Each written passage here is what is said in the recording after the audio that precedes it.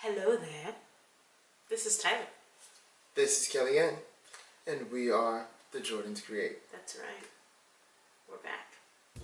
Kind of. And we said we were back the last time, but take a short hiatus. We had a lot going on. Well, no, actually, we came back, and we came back with stories and songs. Oh, that's right. We did have an event that we did. Yes. In that hiatus period, so that is basically took up our time. But we'll be back talking about some of those topics that we discussed and what stories and songs is on our next video. But we wanted to touch on something that's important. We're going to talk about God. Yeah. We're going to talk about people. Yeah. We're going to talk about what happens when God and people intersect. Yeah. Yeah. All right, so Snoop Dogg. Snoop. Now, I didn't grow up. Did I grow up listening to Snoop Dogg? You didn't grow up listening to anybody. I didn't really grow up listening to anybody, honestly. I had a very interesting and sheltered childhood for the most part. But I'm trying to think of a song by Snoop that I remember. What is a Snoop Dogg song? Like, can you give me an example? Rolling down the street. Oh, that's his song? Yeah. I thought that was like Eazy-E or something. Somebody. That wasn't anybody? Well. Give me another example, because that one sounds familiar, but I mean... You never heard Ain't Nothing But a Gangsta Party? Snoop and Tupac. Ain't nothing but a gangsta party. I probably have heard that one. It sounds familiar. It sounds familiar. But what about modern that Snoop? nice. Like more modern-ish Snoop? 2000s? Drop it like it's hot. Oh like yeah! hot. Okay, so that song was Beautiful. Beautiful. That was not his song. That was Pharrell Williams. Yes. Mm? Google it. That was I'm not a gonna Google Neptunes. it. That was a Neptunes. But that was Snoop Dogg? That was actually a nice song. Drop It Like It's Hot was a nice song too. I don't feel like it was really raunchy. Was it? No, it wasn't really about anything. It was anything. like clean. It wasn't really about anything. Yeah. Yeah, but that song was like... I wanna Google just to make sure that I am not totally wrong on camera, no less. Snoop's always been in the background for me, but he wasn't somebody that I followed. That's true. Anything. Beautiful featuring Pharrell Williams. Okay, that was a nice song actually. The hook was awesome. Yeah. I mean, it's the Neptunes. Yeah, you did so much better. Thanks for revving it in. Oh. Yeah, that was a nice song. I can do that part. That was not in tune, but I can do that part. Yeah. That was a nice song. I did like that song. So that's Snoop. Yeah, Snoop. But see, I didn't really know about Gangsta Snoop. Ain't nothing but a gangster party. Right, but like gangsta. That beat was. We might have to use that beat as the instrumental. Okay, we can do that. So Snoop has put out this gospel album, and the Bible of Love. Now I have not disclaimer. We are not going to be talking about the musical. What? Disclaimer here.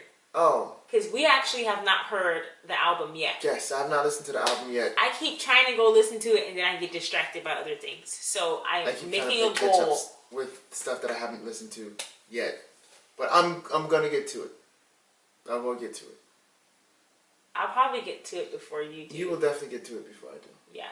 People are up in arms. Well, let me not say that. There are people that are up in arms, and then there are people who are like, oh man, this is cool. Snoop Dogg, gospel album, all for it. And then there are others who are just like,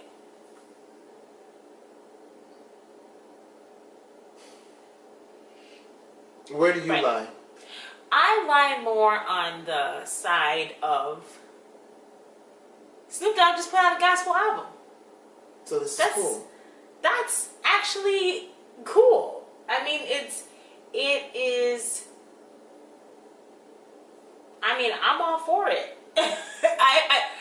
I want to say that I think the issue in seeing different conversations on social media about it, different YouTube videos about it,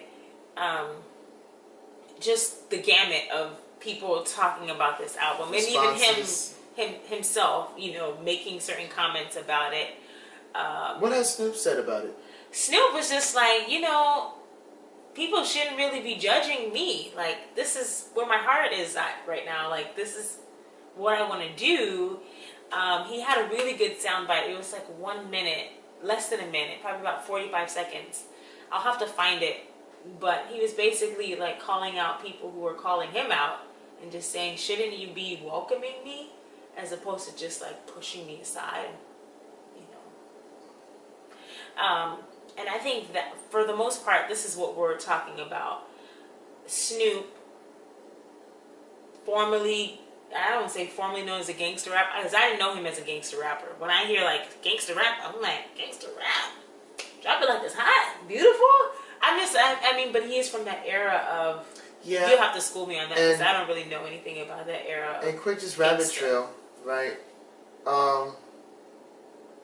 Automatically being on death row brought you under that label. Is that Suge Knight business? Yeah. Oh, he was under that? Yes. I need to go read my Snoop Tupac history. and Snoop. They were both death row. They were? Yes. And Snoop went through various phases too. He did the death row phase, and he did the no limit phase. After that, remember when he was Master P? Yeah, Master P, Mystical, that whole crew. Yeah, and then, so, you know. Phases. He's been searching for a home for a while. He's been searching. Not just for a home. Well, a home more ways than one. Right, more ways than one. So, my thing is this. 3 things about Snoop Dogg, just really quick off the bat. 1, Snoop Dogg actually grew up in church. Yes. So he has some type of understanding. He's been exposed. He's got at least some background. Yeah. And exposure, like you said. That's a good word. To the truth. So that's the first thing. The second thing is he is putting this album out by choice. He's not being forced to. He's not under any kind of pressure to do it. Gospel album. Right. No one's holding a gun to his head to make him do this. It's by choice, and he has said this is something he's wanted to do for a long time. So the fact that he's actually doing it now, it's pretty cool. And the third thing, which is to me the most important thing, is that a few years ago he was formerly known as Snoop Lion. Right. Right. I mean, the Rasta man. You know, for me, that's like, obviously there's a journey that's taking place. And, you know, to go from Snoop Lion to now back to Snoop Dogg and talking about God and faith and Jesus and the Bible, it's, for me, that's evidence of something different happening. And I don't think we should discount that. Obviously, I don't know Snoop Dogg like that. You know, he's not the homie. You know what I'm saying? But I would like to get to know him. I'd like to know him. So you would listen to the album? I would listen to the album. You don't have a problem with Snoop Dogg, who became Snoop Lion, who's now back to Snoop Dogg, putting out an album called Bible of Love. Yeah, no, I don't have a problem with it. And again, we're just talking about the action of Snoop recording and releasing the album. Neither of us has listened to it yet, so we can't comment on the content. Right. But just the fact that Snoop would move in this direction and some of the pushback that he's been getting from both sides of the aisle. So you take it as a good sign? I take it as a good sign that he's moving forward. And I think what's happening is that some people are saying, well, you know, he doesn't have a right to do this because myriads of reasons, you know. Right. Secular he's already been disqualified. Artist, he's a gangster rapper, you know, he's this, he smokes marijuana. And it's kind of like, the thing that was really bothering me is and the whole reason why we're making this video is not because Snoop Dogg's a hot topic. It's more because what we're seeing a lot of, and I know I've been guilty of this too, just to be completely honest, I've been guilty of it too, and I think all Christians are kind of guilty of it. We actually forget the journey that we've been on, and we start thinking of Christianity as like this easy button, like, okay, salvation, and that's it, you know, I'm gonna be Super Saiyan. Did you say Super Saiyan? Do you that even know what that is? I'm actually not sure, but I think it's like when they go into so like many super cool power. points right there, but now they're all in question. It's Super Saiyan. It's okay. So I don't even know. We're just gonna but move on. from what You I almost had it, remember, though. You almost had it. from what I remember is in my experiences with you and Your brothers. other brothers, is apparently when they go into like super Goku mode or something. They go into like it's like their battery gets supercharged. Is that what it is? Let's just go back to Alright, whatever. easy button. No, easy button Christianity. And so it's like salvation and you're expected to kind of just become this superhuman. And this is not everyone or every person. Because there are a lot of people who are gracious and who do extend grace because we all need it. And I just to interject there, I think that we both go through both sides of it. I think that there's times when, like you said, we forget.